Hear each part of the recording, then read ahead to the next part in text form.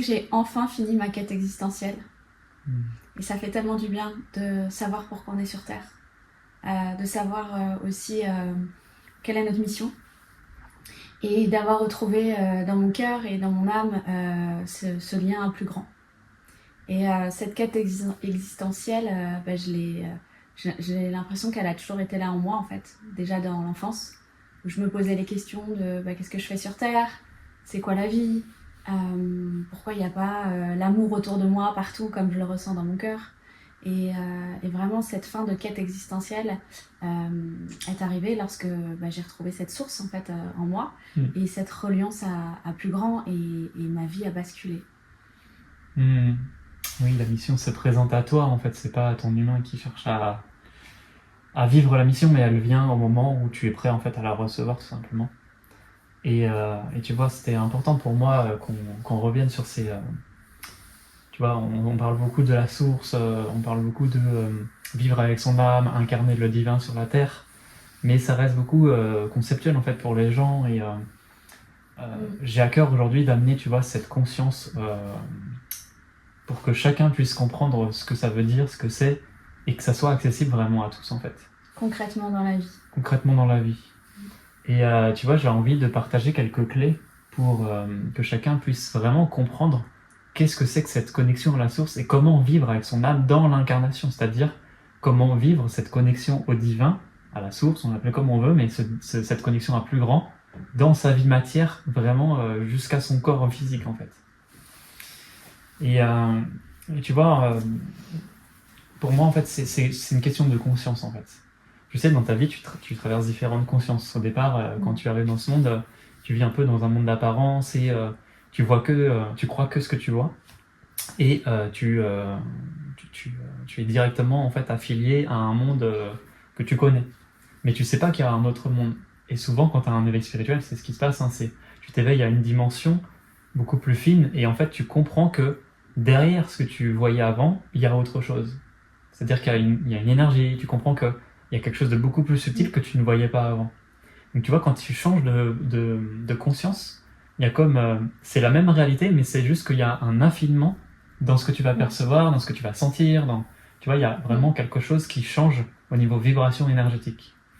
Et tu vois, la conscience du divin, pour moi, c'est vraiment un shift qui te permet de changer totalement d'univers, mais dans le sens où ta réalité, c'est plus du tout la même. C'est un nouveau paradigme qui s'ouvre à toi, où tu développes des sens beaucoup plus subtils, et tu vois vraiment derrière les apparences quelque part. C'est-à-dire que ça peut être vraiment une première clé, c'est que tu développes un nouveau regard sur la vie qui te permet de découvrir qu'est-ce qui se passe derrière les apparences, derrière le monde physique, derrière le monde manifesté.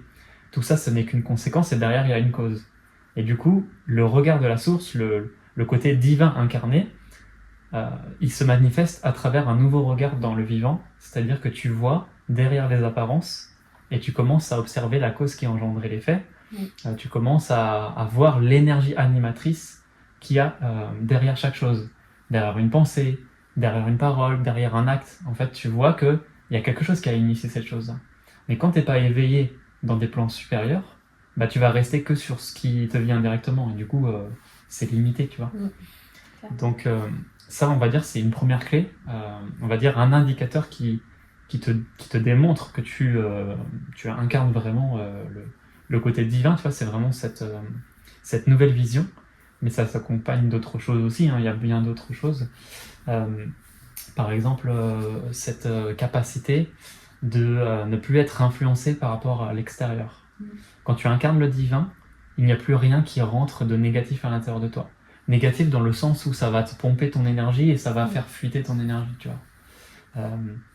Quand tu incarnes le divin dans ta vie matière, tu ne peux plus laisser ton pouvoir aux autres, tu ne peux plus laisser ton pouvoir à l'extérieur. Il y a comme quelque chose qui se sécurise à l'intérieur de toi, tu vois, quelque chose qui protège cette énergie et qui fait qu'elle ne fuite jamais en fait. Donc du coup, tu deviens créateur par ta propre source d'énergie, en utilisant ton potentiel de vie intérieure, tu vois. Tu peux initier la vie, initier tes créations, initier ta réalité à partir de ta vie intérieure. Et c'est ce qui fait toute la différence entre quelqu'un qui incarne vraiment le côté divin et l'autre qui n'incarne pas. c'est celui qui est stable, ancré, et qui sait intentionnellement commander des manifestations et, euh, et qui est stable, tu vois, et qui ne fait pas fuiter son énergie, qui reste vraiment ancré pleinement dans ses valeurs, dans sa vision, et qui déroge pas à ça, en fait. C'est vrai. Un autre point aussi, donc c'est un petit peu en lien avec ça, c'est vraiment, tu vois, ce côté qui anime absolument tout dans la création, ce feu animateur. Tu l'as aussi à l'intérieur de toi, c'est vraiment le côté divin de ta personne. On peut dire que c'est l'être, l'âme en fait, l'âme qui anime tout le corps physique et même tous les corps subtils. C'est le feu animateur. Et ben tu vois, quand tu incarnes le divin, il y a quelque chose qui protège ce feu et il n'y a rien qui peut déstabiliser ce feu-là. C'est-à-dire que tu sais pourquoi tu es ici, tu sais que tu es une âme incarnée sur Terre et tu n'es pas un corps physique qui cherche à incarner l'âme. Tu vois, c'est le chemin, il n'est pas du tout pareil. Tu ne fais plus tout le chemin et toute la distance, tu vois, la séparation qu'il y a entre ton être et l'âme pour vivre avec, mais tu as conscience que c'est l'âme qui est manifestée à travers un corps physique, et du coup le chemin il n'est plus du tout pareil. Et du coup, en fait, tu préserves ce feu et tu vis à travers ça. Tu vis à travers ton âme, en fait, tu vis plus à travers ton humain. Tu sais faire la différence entre c'est mon mental, c'est mon ego qui parle, c'est le côté mortel de la vie qui me guide, c'est le monde extérieur, le monde de la conséquence, ou est-ce que c'est mon monde intérieur, c'est mon feu, c'est mon âme, c'est quelque chose de plus grand qui me guide, en fait. Quelqu'un qui incarne le divin, c'est quelqu'un qui est vraiment ancré à l'intérieur de lui et qui protège vraiment, en fait, ce feu intérieur, et il n'y a rien qui peut l'éteindre, en fait.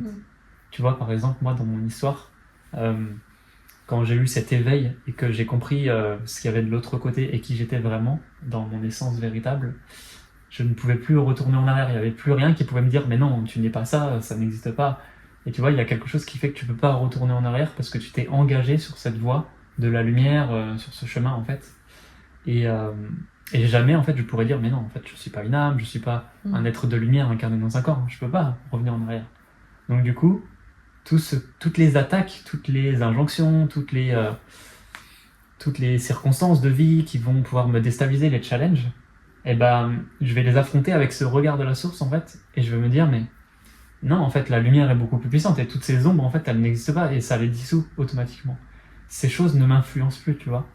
Donc on revient à ce que je disais, tu n'es plus du tout influençable, tu n'es plus du tout influencé par l'extérieur, les circonstances extérieures n'ont plus du tout d'impact sur ta vie intérieure, et tu as cette capacité, en préservant ta vie intérieure, de construire absolument tout ce que tu veux, parce que en réalité ta vie intérieure c'est le terreau sur lequel tu vas tout bâtir dans ta vie. Et si tu bâtis sur une terre fertile et tu mets les bons ingrédients, les bons éléments à l'intérieur de toi, parce que tu protèges ta terre, parce que tu lui apportes la bonne nourriture physique, spirituelle, eh bien tu vas pouvoir développer les choses, tu vois. Ça va se développer exactement comme quand tu entretiens un jardin. Si tu poses des graines et à un moment donné ça prend forme et que tu déracines, bah ça va jamais fleurir, tu vois. Donc il y a vraiment celui qui incarne le divin, en fait, il préserve vraiment la vie. Il préserve la vie intérieure, le côté naturel à l'intérieur de toi, en fait. Voilà, et après, aussi une autre clé, ça serait celui qui incarne vraiment le divin, il ne se laisse plus influencer par son mental et par les pensées. Il y a vraiment, tu vois, on a plusieurs centres, et il y a aussi le centre de la pensée. Tu vois, tout ce que je te partage, en fait, c'est lié à des centres, aux 3 grands centres en fait, qu'on a à l'intérieur de nous. Et quand tu maîtrises ces 3 centres-là, alors tu es dans une verticalité, et là, la lumière peut te traverser, l'énergie de vie circule sans résistance, tu vois. Donc, du coup, ça passe du haut et du bas, et ça fait des mouvements comme ça.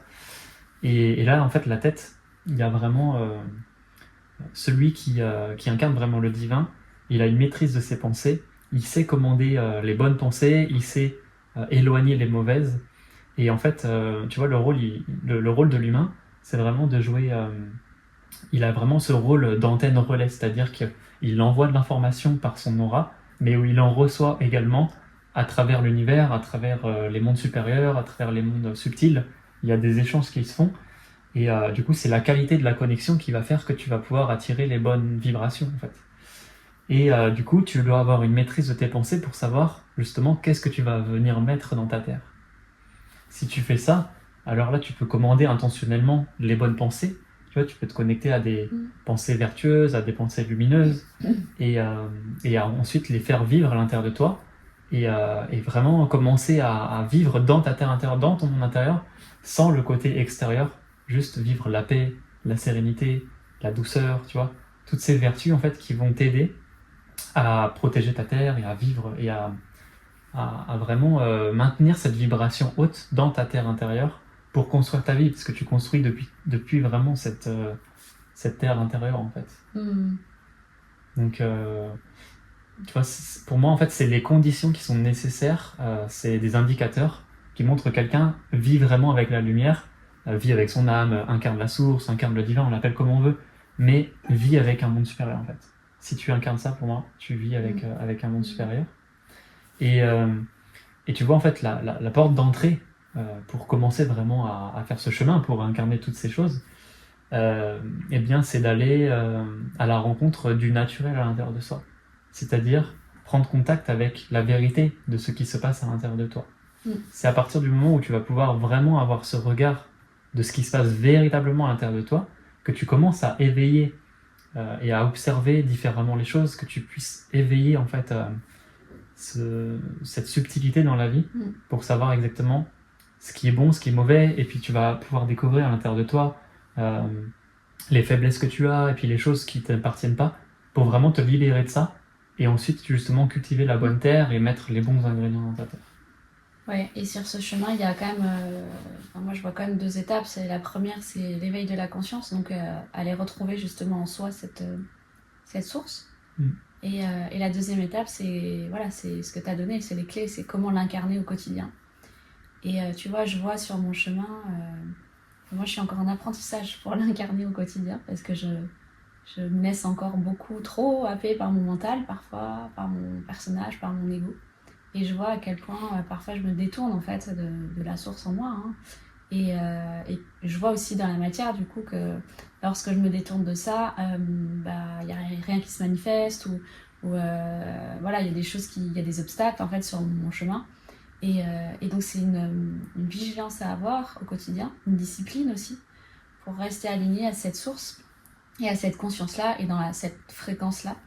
Et merci d'être là parce que tu me permets de me ramener de me ramener là-dedans quand je m'en éloigne, et parce que voilà, je connais personne en tout cas aujourd'hui dans ma vie qui l'incarne mieux que toi, puisqu'il y a quelque chose en effet chez toi où cette source elle est tellement ancrée, tellement stable, et que toutes les clés que tu lui as partagées en fait tu les vis vraiment et au quotidien, et voilà, moi j'ai encore besoin d'entraînement, mais voilà, merci d'être là parce que tu me montres le chemin et tu nous montres le chemin de comment ça se passe quand on est stable vraiment intérieurement et quand on est baigné au quotidien dans la source intérieure. Et voilà, et c'est hyper important.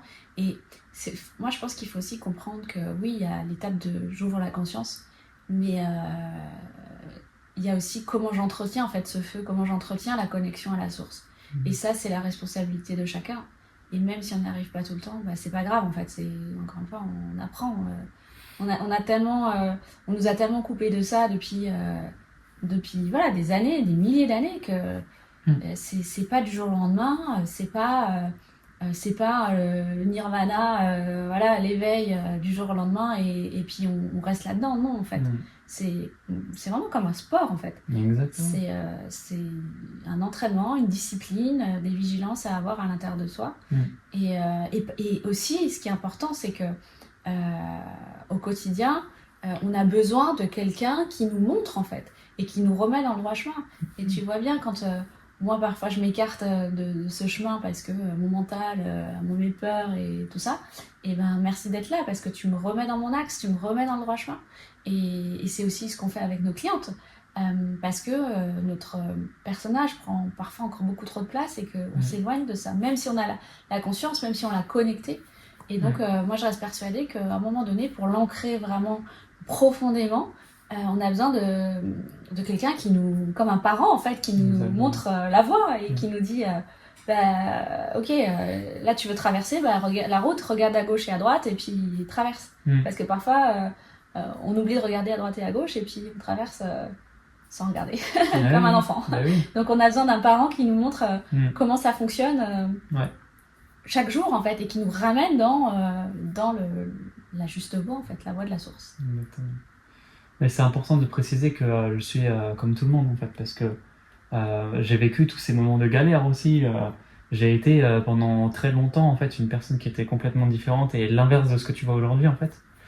Donc j'ai travaillé sur ma matière à moi, tu vois, j'ai travaillé sur moi dans cette discipline au quotidien pour vraiment me relier avec un monde plus grand et me libérer de ce qui m'appartient pas. C'était très engrammé dans mon histoire.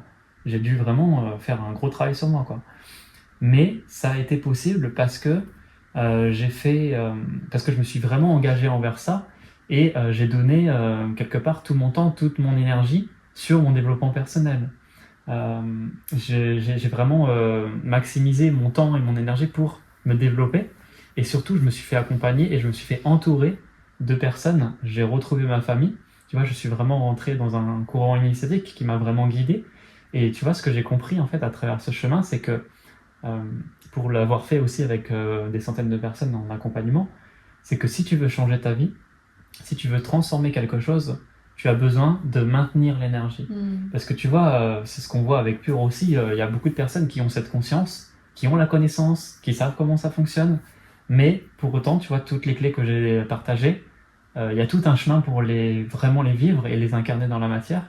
Et c'est difficile vraiment de maintenir l'énergie et de ne pas laisser fuiter justement cette énergie et de retomber dans l'ancien et de retomber dans les anciens schémas ou d'être pris par le monde extérieur, par le monde de l'homme ou voilà, par toutes ces influences. Donc il faut être fort vraiment à l'intérieur de soi. Mais ce que j'ai compris, c'est que dans tout changement, dans toute transformation, en fait, nous avons besoin de maintenir la fréquence, de maintenir l'énergie, c'est-à-dire d'être maintenu dans un espace, dans un environnement qui favorise la transformation et qui fait que la transformation va être inévitable. Et quand il y a une vraie transformation, pour moi, tu vois, le gage de qualité, pour moi, et c'est ce que j'ai à cœur de transmettre à travers mes accompagnements, c'est pas une transformation que tu vis dans une semaine et puis après tu reviens dans l'ancien. C'est une transformation véritable, c'est-à-dire il n'y a plus de retour en arrière, comme je te disais, tu vois, quand tu ouvres une porte et tu passes un portail, tu fermes la porte derrière, il n'y a plus de possibilité de retourner en arrière dans l'ancien, dans le mental et tout ça, non.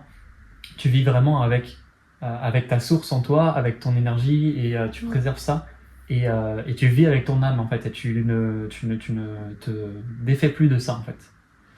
Voilà. Et c'est vraiment en maintenant l'énergie. Donc comme tu le disais, retrouver sa famille, être accompagné de parents, parce que voilà, c'est logique, hein, tu vois. Physiquement déjà ça se passe comme ça. Imagine si tu étais né, je sais pas moi, avec des machines, dans des trucs artificiels ou quoi, et que tu étais mis dans le monde de l'homme sans parents. Mais qu'est-ce que tu construis? T'as pas de base, t'as rien pour construire. T'as besoin d'avoir un père, une mère, et en réalité c'est l'énergie féminine, l'énergie masculine, le positif, le négatif, les deux pôles d'une même pièce qui forment en fait la source, le divin, ce côté androgyne en fait de la vie et en fait ces deux polarités nous accompagnent dans le monde pour que on puisse avancer main dans la main et découvrir notre monde. Tu vois, quand c'est l'inconnu, bah, on ne sait pas. Et là, du coup, c'est ce qui se passe quand on a un éveil, on se retrouve seul, on n'a personne qui nous aide, on n'a personne qui nous comprend, on n'a personne qui peut nous aider. Et bah, on a besoin de retrouver comme des parents qui connaissent ce monde, qui maîtrisent ce monde et qui vont pouvoir t'accompagner main dans la main pour aller vraiment vers incarner ce que tu dois incarner les vertus que tu portes et commencer à te relier à la vraie mission de ta vie. Exactement. Merci pour ça. Un grand plaisir.